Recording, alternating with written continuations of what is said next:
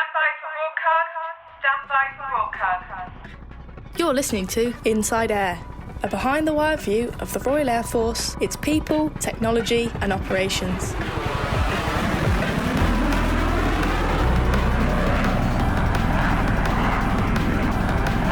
Hello, I'm Flight Lieutenant Peter Lisney, and in this episode we'll hear from 121 Expeditionary Air Wing on ops in Romania. We'll also reheat a few stories, just in case you missed them, but first, see if you can identify this noise.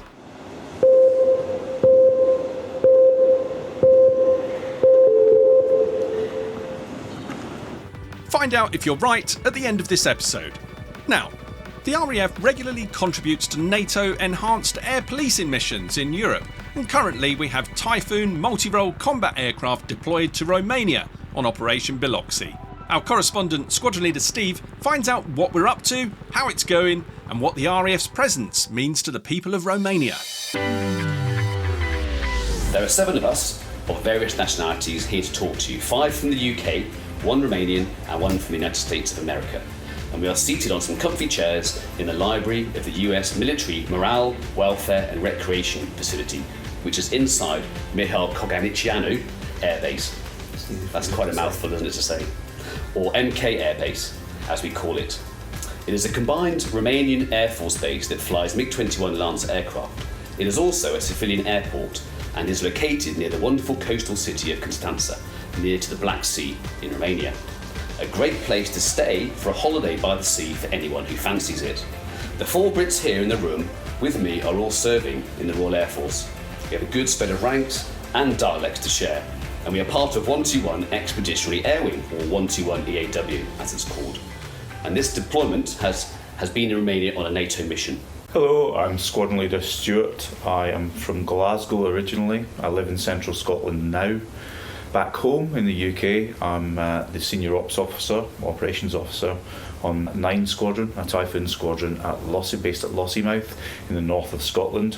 Here for 121 Expeditionary Air Wing, I'm the Operations Pillar Lead, which means that I'm responsible for coordinating and leading all of the activity that's directly associated with the flying task and some of the information effects that we deliver. We're here primarily to support NATO, and we're given a task by NATO which is called Enhanced Air Policing. It's a relatively new task, and it dates back from 2 key summits that NATO had, first in 2014 in Cardiff and then 2016 in Warsaw. And those summits were directly focused on destabilising effects that had happened in the Black Sea region, primarily focused around Crimea and eastern Ukraine. NATO had decided that it needed to have some kind of response to reassure and deter further aggression in this area particularly, but also in the Baltic Sea region, and then came up with 2 initiatives. First, enhanced forward presence, which is troops and boots on the ground, and then from out of the Warsaw Conference in 2016, something called Enhanced Air Policing. And Enhanced Air Policing seeks to take an existing task, air policing, which happens all over the NATO area, which is responsible for ensuring the security of the airspace around NATO countries and the international airspace around it from any incursions from foreign military aircraft, and ensuring the safety in that region. So taking that task, which has been going on for the last 60 years, NATO's actually celebrating 60 years of air policing this year, and augmenting that with additional air policing assets from various NATO countries who wanted to volunteer for that task. So Enhanced Air Policing South, which the RAF call Operation BILOXI, first started in 2017, and the RAF were the first people to do that task. The RAF have done Op BILOXI in 2017, 2018, now in 2021, and then there's a further planned deployment in 2022. And we deploy for 4 to 5 months at a time. There's some set-up time and some breakdown time at the end, but the period which we're on task is 4 months. And as I say, we're augmenting the already existing what we call Quick Reaction Alert Interceptor. That's the official title that NATO gives, and the Romanians provide with their MiG-21 Lancers and their F-16s. We're augmenting that and effectively providing more capability when we're doing that. The task is split into, for us, hot week and cold week. And during a hot week, we provide armed aircraft, and air policing is an armed peacetime activity, which sounds a little bit odd, but it's standard practice throughout NATO, as I said, at 24 hours readiness to respond to any kind of incursion into NATO's area of interest. Now, that might be foreign military aircraft. The Romanians would take, for instance, a response like a hijacking. That would be a national responsibility. But we work through the centralised NATO command and control system, up through radar centre near Bucharest on the Romanian side, up to the NATO Combined Air Operations Centre, which is in Madrid, and that surveillance network looks at what's going on in the airspace and then tasks aircraft to respond. As I said, hot week and cold week, which is kind of an odd way of describing what we do in terms of how much flying we do. In hot weeks, we're on readiness to respond. So, as I say, we have jets ready to get up at very short notice and respond, which means they're on readiness. And we tend to do very little other flying when we're on hot weeks. On cold weeks, we've been doing lots of flying with NATO partners, both in Romania, with other NATO partners, flying all sorts of missions, from practicing air combat to keep our pilot skills and the skills of the other nation's pilots up to scratch. Do work with ground elements, what we call air-land integration, with joint terminal attack controllers. So with large-scale NATO exercises like Defender Europe 21, working with them to integrate air effects onto the ground and provides that support on the ground. We've done joint personnel recovery exercises with the US Army. So lots and lots of activity, both in the air, assisting the land, and in the maritime environment, working with the navies of Romania, Bulgaria, and the UK as well. So a real varied amount of tasking. For the UK, get this enhanced air policing mission is called BILOXI, as you've said. Tell us a little bit about the formation of and the organisation of 121 Expeditionary Air Wing. The wing itself is made up of a lot of different disparate parts. Some formed units, or so some from units which exist as a formed unit back in the UK, and a lot of individual augmentees as well. In terms of the formed units, the flying element and the engineering support tends to come from 9 Squadron, where I'm from back in the UK at RAF Lossiemouth. In terms of our communications, that comes from 90 Support Unit, which are based at RAF Leeming and do this kind of work from all over for every kind of deployment that we do, and they provide our communications, our computers, all that kind of stuff, and our connectivity both into NATO and into the UK as well. Then we have a whole series of volunteers, some people who are just told they're coming on this, with a wide variety of backgrounds, from force protection, medical, weather, all sorts of areas, into engineering support. So all the things that we need to make the flying task work, and all the support elements of that, all come from throughout the Air Force. So we've got people on the deck from virtually every Air Force base back in the UK. Hi, I'm Flight Sergeant Brucey Brown. Out here, I'm the Fire Service Manager. They keep changing that role. Formerly, it used to be the Station Fire Officer. My job out here is basically making sure all my firefighters put the wet stuff on the hot stuff really safely, and make sure command elements know what's going on. Back in the UK, I'm from RAF Coningsby, and I'm a watch manager, which means I just manage a crew, and I'm originally from Cumbria. But also we've been doing a kind of a mini Olympics on Camp 2, haven't we? Kind of like a CO's Cup, Commanding Officers Cup. Do you want to go through that a little bit? Yeah, so that started off with the media people organising a CO's Cup, which turned into the MK Olympics. And then, so we started off with a volleyball competition, which clearly you would have thought firemen would have been straight in there, but No, only a couple turned up. Yeah, that was quite exciting. We did that up at the US fire station. Got a few courts set up, and it was a really, really good morning. Then we did an ultimate frisbee competition, which was something I'd never played at before, and was a whole new experience. And then the following week was a dodgeball competition, which was really exciting.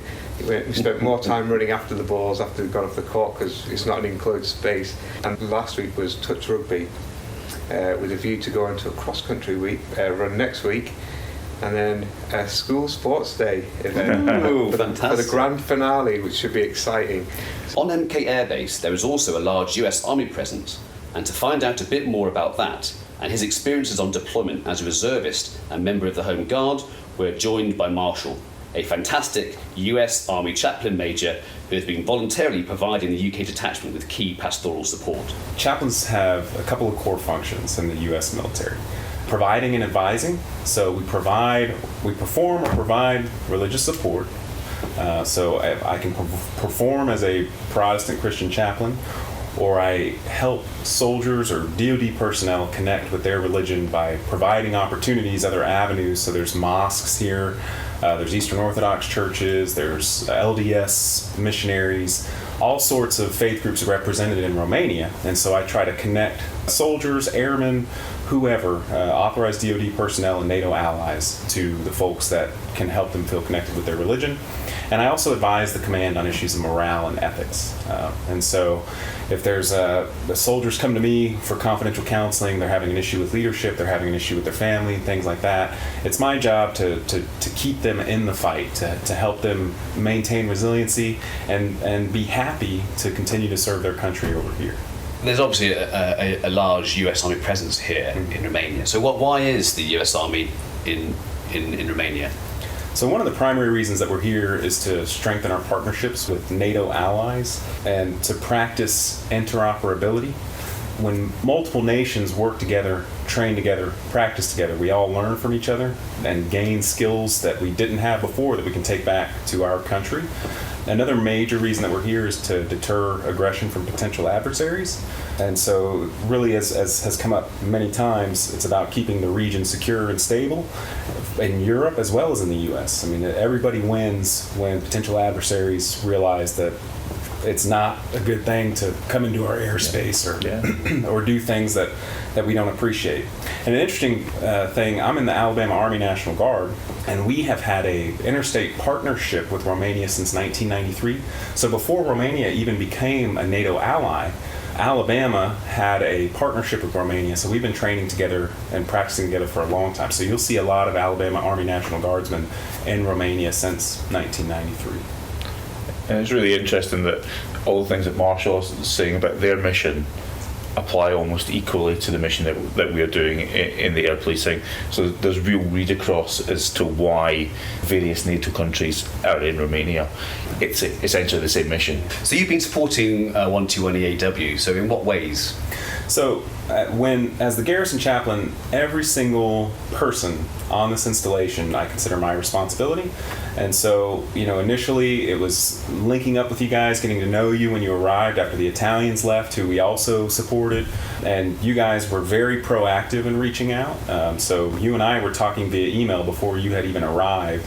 And Steve, as you know, you lead our worship band at the chapel. But just doing outreach together, you have the interpreter that was brought up before, fantastic person who set us up with an opportunity to practice some Eastern Orthodox Easter traditions by painting eggs and eating traditional Romanian foods. And so that was a NATO experience. We had Romanians there, we had British there, we had Americans there, we had Red Cross representatives there. So it's been great. So it's the first time that you've actually worked with Brits on operations then? Yes. So yes. What's it been like working with us? It's been great. I got introduced to a bunch of candies that I'd never had before. Y'all are super. Courtesy pigs, isn't it? Yeah. So I was telling Steve the other night, you guys. So a group that has been practicing Romanian together. We all hang out. I've gotten to know Brucey with his corny jokes and several others. We started talking about candy, and it became very apparent that the British eat a lot of candy that Americans have never heard of. And so they were nice enough to purchase a bunch of samples of these candies, and at the chapel we had an evening where we had tea, And a bunch of us Americans tried a bunch of candy we'd never heard of, and I loved Percy Pigs. And I ended up, as soon as they left, I ordered 4 bags of Percy Pigs. That became my new favorite. So just, it's been a broadening experience. Had some great friendships. And it's really neat as a U.S. Army person, someone who thinks ground forces and ground defense, to learn what you guys in the Royal Air Force are doing out here, and having a tour of your operations center a couple of times and just seeing what you guys are doing and how you have to quickly react to potential threats. It's been really neat. Hi, I'm Flight Lieutenant Mim, and in the UK I'm based at Royal Air Force Leeming, and I'm a training officer. I had a chance to come out and do something completely different on Operation BILOXI. I'm part of the information effects team and working as the engagements officer. I'm not sure that we've had an engagements officer on a deployment like Operation BILOXI, so this has really been a chance to do something very, very different. Our detachment here is more than just flying operations, and by your very role title, Mim, engagements officer, the Royal Air Force has clearly identified a need for you to be part of that detachment. So why are we also in Romania? I think for me, engagement with the local community has increased our reach in terms of who sees us. And it's not just about putting the jet up in the air, but it's actually about getting out into the community, speaking with the people and giving them a chance to ask questions about why we're here. It's not just that as well. It gives our service personnel who are here on 121 Expeditionary Air Wing a chance to get out and meet people from Romania and understand a little bit more about the culture and the country. And I think, it's almost like a quid pro quo thing that's happened since I've been here. It's been really, really quite interesting. And it's been a really good chance for me to use some of the civil military cooperation training that I received when I was in operational headquarters, but applying those principles at a very much more tactical level. And that's led to us working very, very closely with the British Embassy, meeting up with the local mayors, and you're going to hear from Cornelia shortly, but also working out in the local schools, meeting those people, and from that we get different needs. So what we found was, putting those meetings and those interactions onto social media, the reach that we had then led to other opportunities for us to go out. So our work in the schools here in Constanta led to an invitation for people from the detachment, from the deployment, to go and spend time with the young people on a summer military camp. This was incredibly important for the padre who led that, and he was like, what we're trying to do is we're trying to inspire and challenge our young people during the summer when they don't have the school structure to actually, still engage and still, reach their potential. So it became really, really important for us. One of the key engagements that I have had, though, and one that's really touched my heart, was an opportunity that we had to reach out to a non-governmental organisation, and this was a contact brought to us from the embassy with Nightingale's Children's Project. I went to visit them initially with a small group, and we met the director, David, and Ben, who's the manager. They're both British gentlemen. They've been out in Romania for about 20 odd years, starting work in the orphanages, identifying young people and babies at the time who were HIV positive, who weren't getting the care that they needed. So they worked really, really hard to set up their own establishment and their own orphanage at the time, where they could care for these young people who were or those babies at the time who were being abandoned. Since that time, the project's evolved somewhat. The young people who were babies at the time are now in supported living. We've met them. It's just amazing that now we turn up at the project, and as they arrive, they sort of come and cheer us in. It's incredible. But they also work with the young women to try and inspire them back into education. So there's a lot of educational projects, and the young men as well. So they do a lot of that through football as well as through education. They've got a business enterprise going. So they get the young people to make candles and run a cafe. So there's a sense of purpose with the project as well. We've been out here doing activities with the young people, again, a bit like the summer military camp. So just running activities when the kids are at school holidays, giving that sense of structure and care and love that actually when you arrive at the project you kind of get wrapped up in its magic. I have to say that it's probably one of the most humbling things that I've experienced. You kind of work there and you realise that these guys are working there for absolutely zero money. The project is run on funding and grants alone, and for me that's incredibly humbling. It's very important, isn't it, to actually build that lasting relationship. Marshall, I know that you've attended the Nightingale project yourself. What were your thoughts on that? It was fantastic. I was extremely impressed. As Mem mentioned, these gentlemen have been here for 20 years, learned the language, very proficient in the language. One of them is adopted, a Romanian child, and they're doing a lot of great work. It's a great professional organization where they're seeking to creatively deal with real challenges that the local population, especially young people, are facing. Yeah, and the American forces are helping out with that project as well, Absolutely. which is fantastic. Yes. Brilliant. It's been a great opportunity for morale. Hello, I'm Connor. I'm an SAC in the RAF. I'm currently posted on 9 Squadron, Flying Squadron. Yeah, originally from Newcastle and out here in Romania for 5 glorious months. So how does this particular detachment kind of compare with the other ones that you've done? Yeah, so this is good. So, like I was saying earlier, obviously it's a bit longer than what we used to, or what I've been used to, obviously because of the COVID sort of aspect of it. It sort of works in 2 ways, because you're out here longer, yes, but this being 9 Squadron's first real abroad deployment, you find everyone you're away with, over 5 months you get to know really well, and that bond sort of comes together, and it sort of, on the back of that, sort of brings morale up as well, because when you go home and you go in other places, you know what everyone's like, you know who your mates are, you know who, do you know what I mean? It just like sort of layers up to, well, being a team, and then I suppose, and just having that sort of chemistry with each other. Yeah. So for you personally, what's been the highlight for you of this deployment? So in a sense, obviously the football's been really good and stuff like that, and like the effort and obviously the socialising aspect of it as well. But this day itself, it's been hard work, yeah, but there's been a lot of freedom to just get out there and just overnight as constant. I just travel about and just see places and meet people and stuff like that. And I think we've worked on a rate. We've had pretty much every weekend off from an engineering point.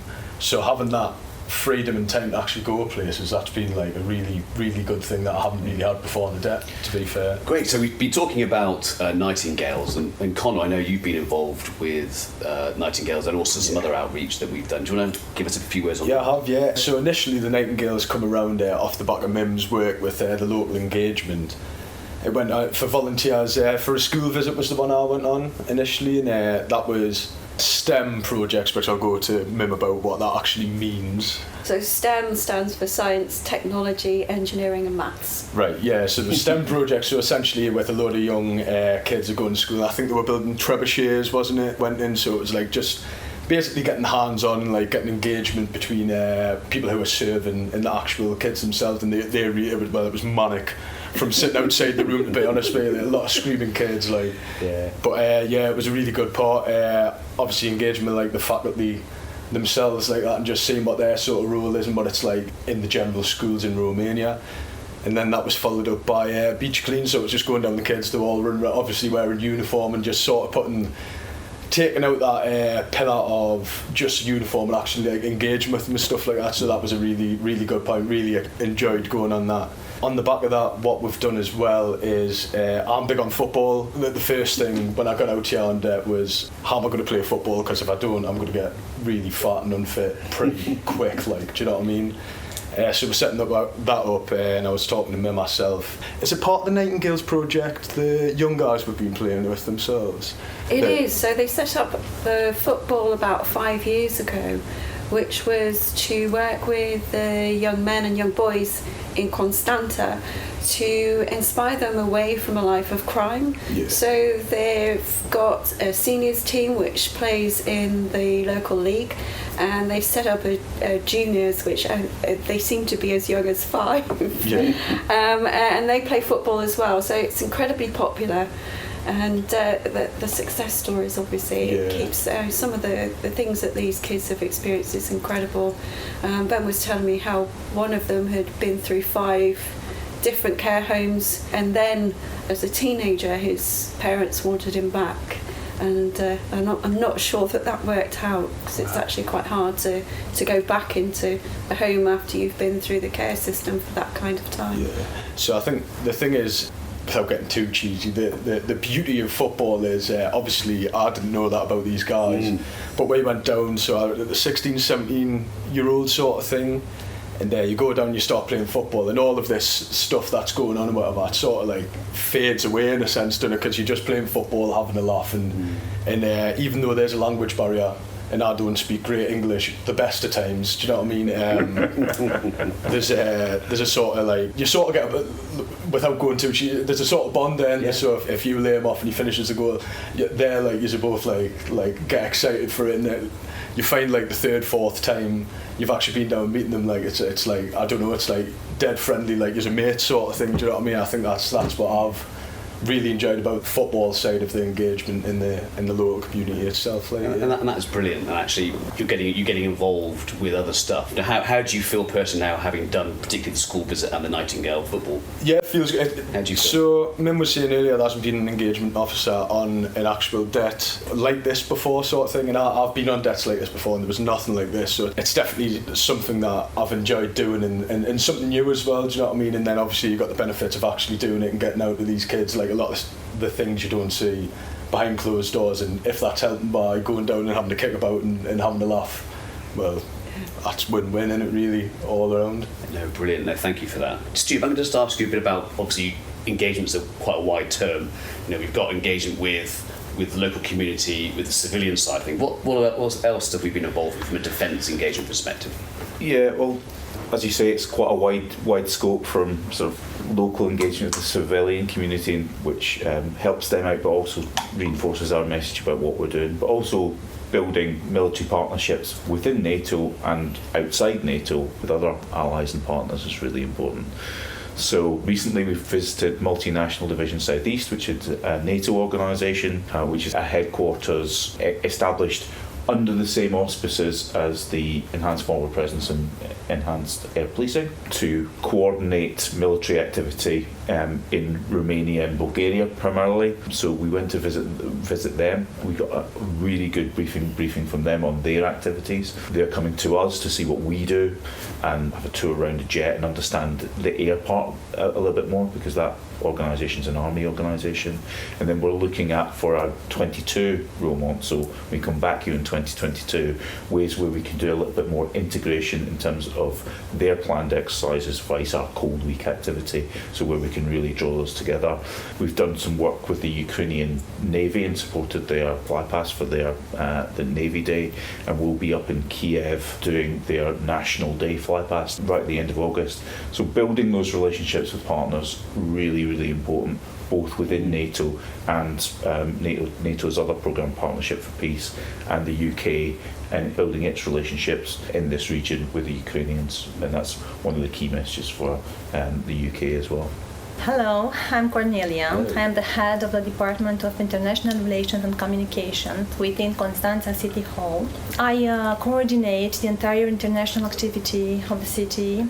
I organize the visits, the international visits in Constanța, and also the visits of the mayor and the deputy mayors in a foreign country.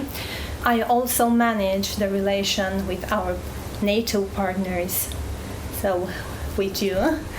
And I'm happy to be here today with you.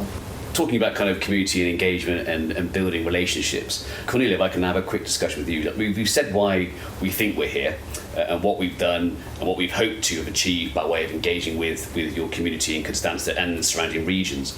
I want to ask your thoughts now, if I may, on a few points. Let's talk about the way we feel about your presence here at Mihail Kogalnicianu Air Base. I think that we are all aware of the fact that you came here to support the Romanian Air Forces and to ensure the stability and the security in the region. And this is why we feel safer with you around and with the other NATO partners. And we are really grateful for you being here. And I really hope that you will come again next year and that we have the opportunity to work again with you, because I have to confess that I enjoyed every minute of interaction with all of you, and I really thank you for that.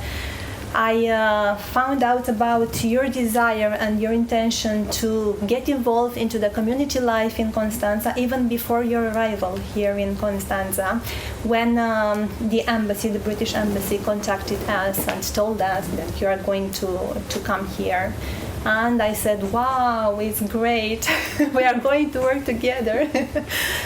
I am happy that I had this opportunity, and I thank you again for that.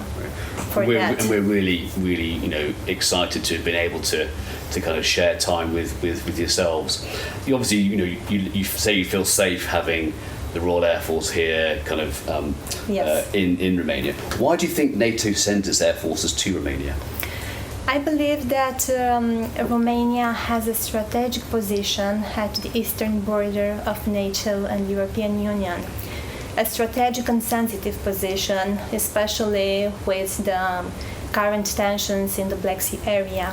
And this is why I think that it is important to increase the number of the air forces, NATO air forces here in the region, because this is the way that we feel safe. Inhabitants of Constanța and the entire region feel safer, and that they feel the benefits of our membership into NATO. And this is why I believe that it's important to have you all here. I think that safety message is one that I'd hammer home as well, and it's not just a strategic level safety. There's an air safety element to that. When the boundaries are tested by aircraft from non-NATO countries, they're often not complying with what we would consider normal rules of the air. So they're not filing flight plans, they're not working with air traffic control agencies, they're not transponding, and that's something that they can set in the aircraft, tell other people that they're there. Specifically with airliners, people just going about their normal business, travelling from one place to another, the way that those aircraft find out and are able to avoid using something called the collision avoidance systems is the fact the other aircraft around them are transponding, as well as being told by air traffic control, and a lot of those military aircraft that aren't transponding from non-NATO countries. And so when we respond to those incidents, we are transponding, we're in contact with the air traffic control agencies. So when we escort those aircraft, we are telling everybody around them there's something there, and that whole air safety piece is really, really an important part of what we do. And so it's not just that kind of wider strategic level, it has a real kind of practical nuts and bolts safety message too. Now, as guests in your country, we've deployed to Romania, I think it was 2017, 2018, and now in 2021. What has it been like having the RF detachment here? I personally enjoyed very much your presence here. I noticed from the beginning the passion you put in details, the way you prepared to interact with our young children. And I address now to Mim, and I thank her so much for working with us and for trying to do her best to make the children enjoy the time they spent with you. And I want to say thank you to you, Cornelia, because without my interaction, and I feel like it's a friendship that we're building now, and we've built. Yes, without this and without your support, we couldn't have gone into the schools, and I very much think this is a joint success. So thank you to you for giving us the opportunity to do all these wonderful things that have been very, very different. So thank you. Thank you. I think it was 3 schools that I think you joined us with. Yes, there were 3 schools. At the first school, we also had a beach cleaning activity. We did, yes. Together with the children. It was very nice. Thank you for supporting us in our environmental efforts. Then at the second college, Yes, that's right. With bigger children, you delivered STEM lessons, and you had a basketball game, and your team was great. I have to say that. But the young people were so impressive. Oh my goodness, we certainly met our match that day, and despite having a member of our team who plays for the Royal Air Force in basketball, I think we may well have not gained as many points as the opposite side. No, you are great, believe me. How would you like our relationship to develop when we kind of return to Romania in future years? I consider that your stay here is too short. I still feel that there are so many things to do together, and I hope for the next year team to be able to leave behind the pandemic and to get involved in all the events that we used to organize during summer, and to have fun together and to involve in a different way into the local community. And I just hope to have that chance maybe next year. And I really look forward to welcoming the new team, but I don't want to say goodbye yet because I consider you my friends already. I would like to thank all of you for being here, and I just hope that you enjoyed your stay in Constanța. I just hope that you managed to visit our city, to discover our beaches, our local food, to feel welcomed by our inhabitants, and maybe feel like home for a little while in Constanța. And if maybe you will come back as tourists together with your families, with your friends, to visit Constanța and to be able to see you again in the near future. I have to say, in terms of food, I'm a big fan of mici. Me too. I think we've all been to Constanța a few times now, and I'll speak for all of us. I think we've really enjoyed the opportunity to kind of dine out, check out the old town, see the harbour and dine there, and the beaches. So we've thoroughly enjoyed the opportunities which Constanța has offered us. So I'm happy to hear that, and please come back and bring your families and bring your friends and visit Constanța.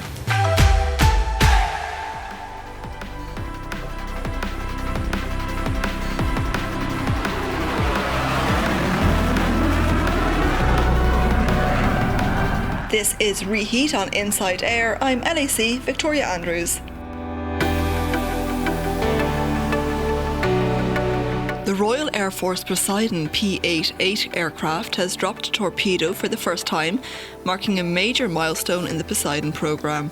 Wing Commander James Hansen, officer commanding No. 120 Squadron, described it as a multi-agency defence-wide effort. The torpedo that we dropped was called a recoverable exercise variant torpedo.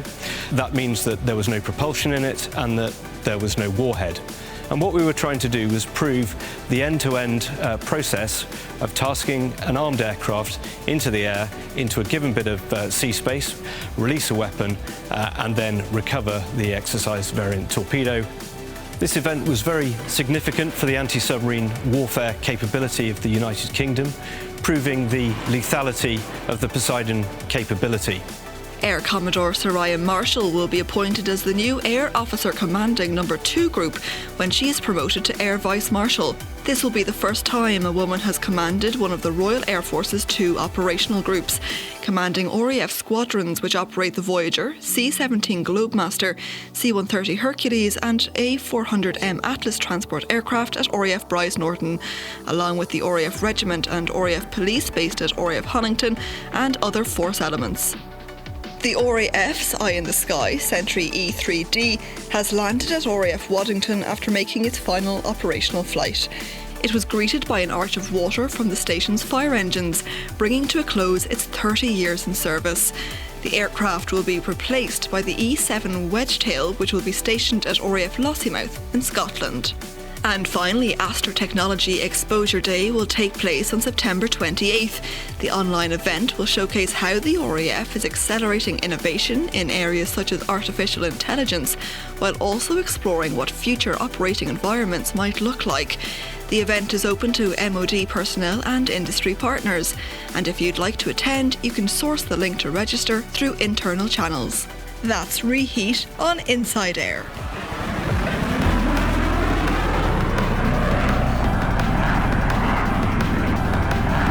I'm SAC Simon Ross with this episode's Name That Noise.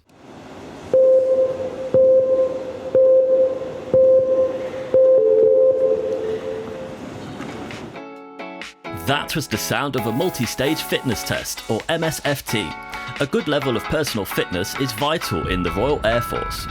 We are always on the move, whether operating in combat zones, delivering humanitarian aid, or training for the next mission. The MSFT is an aerobic fitness test. It requires you to run between two markers placed 20 metres apart in response to pre-recorded timing bleeps. After each minute, the bleeps become progressively faster, and you will be required to keep running until you can no longer keep up with the bleeps. Since the COVID-19 pandemic, the RAF has introduced a Return to Fitness programme. This is designed by a team of physical training instructors to gradually reintroduce personnel to exercise and start preparations for taking the RAF fitness test within 12 weeks. See if you can keep up by searching YouTube for the Royal Air Force Return to Fitness playlist.